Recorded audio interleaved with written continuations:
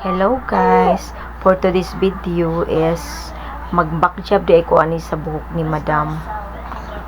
Murag almost 2 months pa man tali niyang buhok since pag-reband. Og dili ni siya nako agi guys ha. Agi ni sa laing hairdresser. Kani si madam is regular clients ni siya nako. And then wala siya nako makita, nagpa-booking siya atong April 12.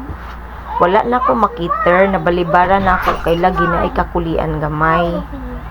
Nya si madam nagpariban sa laing hairdresser. Pero okay ra man sad sa kuha guys. Nakasabot ra sad ko kay nganong nabalibaran man sad siya nako. Good. Na ana ni si madam nga bugat na daw kay iyang buhok, kanana siya magpariban. So mao ni karon ang atong i-try og rescue og madaba. Kanang akong gibuhatan ni sa iya is reband with Brazilian Botox ni iya ha. So mauna ni siyang result guys. Anyway, nag-recolor day ko ani sa iya ha, kay wala daw siya kauyon sa gi-apply sa iya sa nga color sa hairdresser. Ang nga kani siya nga color guys is milk tea ash. Si madam ang nagpili aning kolora. So mauna ni siyang result.